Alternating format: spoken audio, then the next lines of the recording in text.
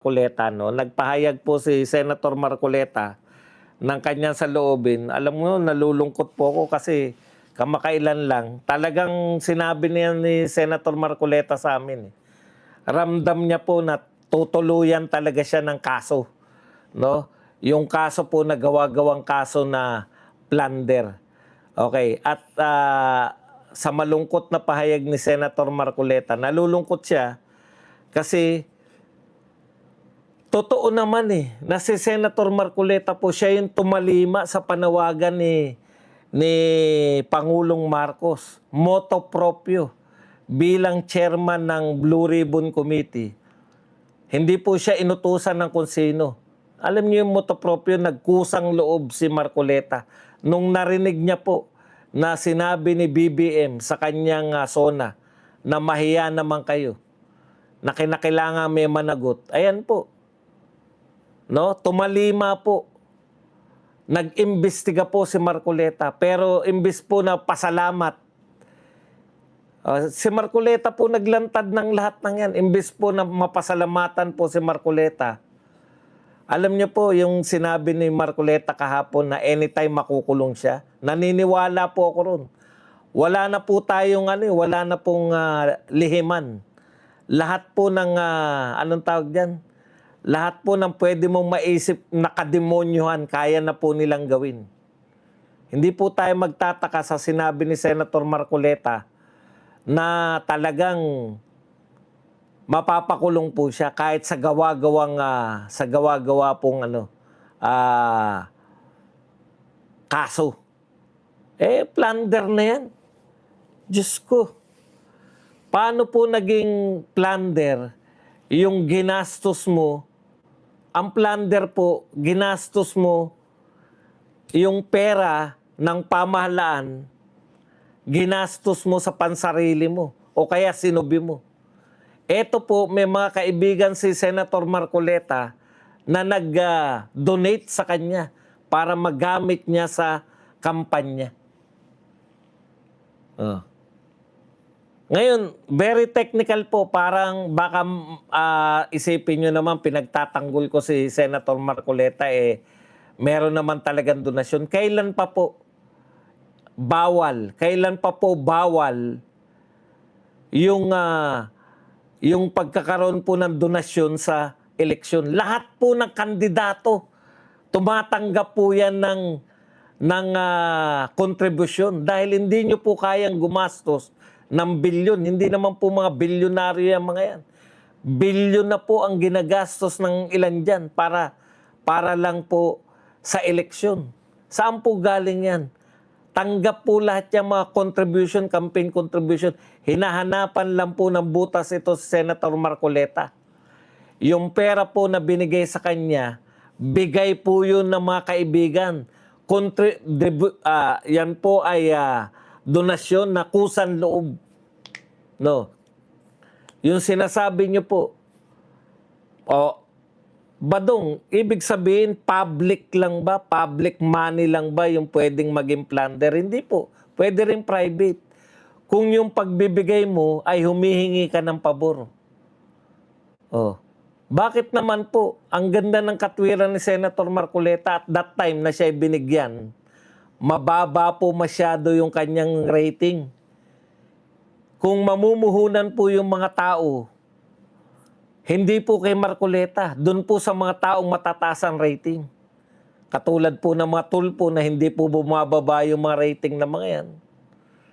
Kung may mamumuhunan para magkaroon po ng balik, yun lang po yung pag nagregalo ka at nanghingi ka ng kapalit, tandaan po ninyo, ano po ang sitwasyon ni Senator Marcoleta nung siya po ay kakandidato.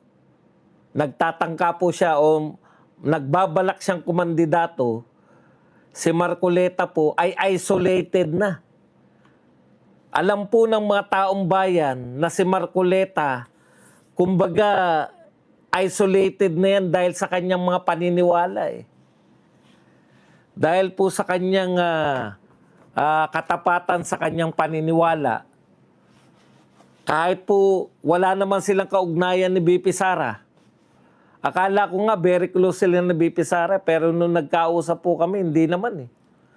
Hindi naman daw sila close ni BP Sara. Nagkataon lang na hindi siya pumapayag dahil maalam po siya sa batas eh. Nagkataon lang po na gusto po nilang tirahin si BP Sara at hindi siya pumapayag. Isolated na po si Marcoleta. Hindi po siya, sa madaling salita, hindi po siya malakas sa administrasyon. So bakit mo bibigyan ng regalo kung ang intention mo ay makakuha ka ng pabor? Hindi si Marcoleta yung bibigyan mo ng regalo. Hindi si Marcoleta yung bibigyan mo ng pera para mabigyan ka ng pabor dahil sarili niya nga tinanggalan nga siya ng mga komite. Hindi niya nga mapaboran yung sarili niya eh. Paano pa hihingi ka ng pabor kay Marcoleta? Hindi po ba logic?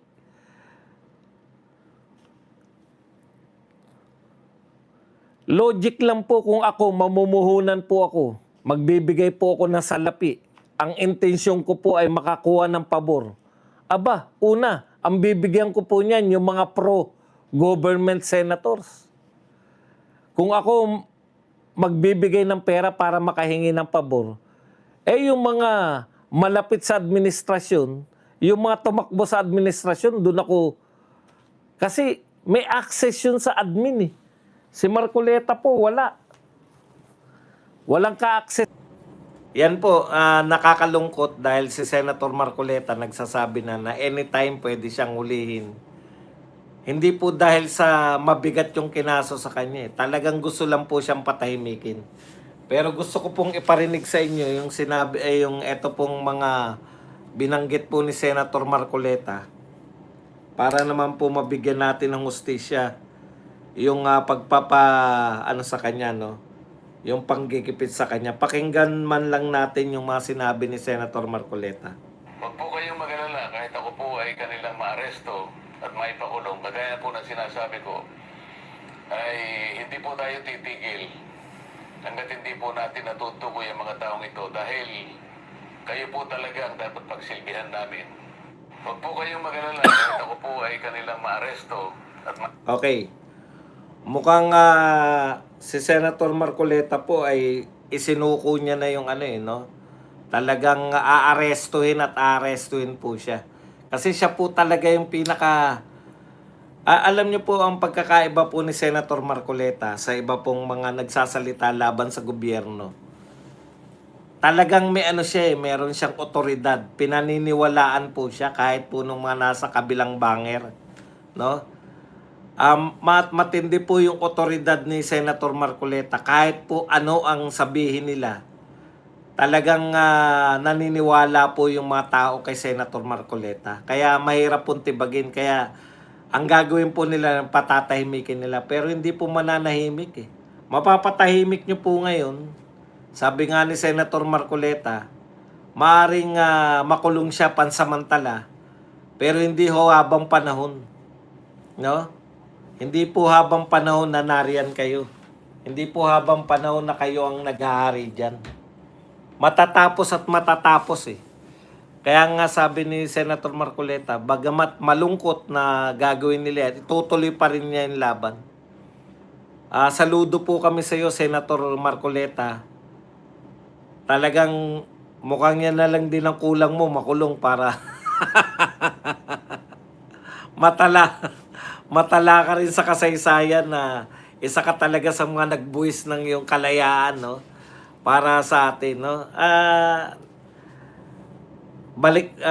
So kung ano man ang sapitin mo, Senator Marcoleta, support lang po kami. Narito lang po kami, ang mga kulto ni Digong na sumusuporta. Basta tuloy-tuloy lang po tayo.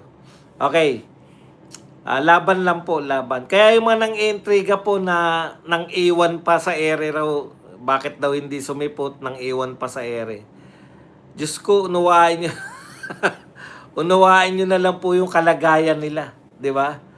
Grabe po ang panggigipit, grabe. Pero ito, at hindi pa rin po sila ng Judas. Yun na lang po, wag nyo na pong kayo pong mga nanonood lang na nasa mga tahanan nyo, naniwala pong nagagalit sa inyo kahit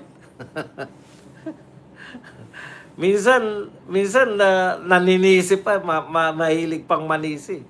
Bakit hindi nagpakita? Bakit si BP Sara hindi pa mamuno sa... Hindi po simple yung kalaban natin. Baka kala po ninyo, napakasimple po nung kalaban natin. Ito pong kalaban natin, very willing gawin ang lahat. No? Ayan na po, lantad na lahat pala yan. May mga maleta pala yan lahat. Kaya pala, gano'n na lang kung umatake. Lalo na po yung mga umatake na walang puknat. Sa mga Duterte, kay BP Sara, lalo na. Alam natin na dahil po pala sa maleta yan. Hindi po dahil sa sila po ay mga may pinaglalaban, no? Talagang dahil lang po sa maleta. Yan lang.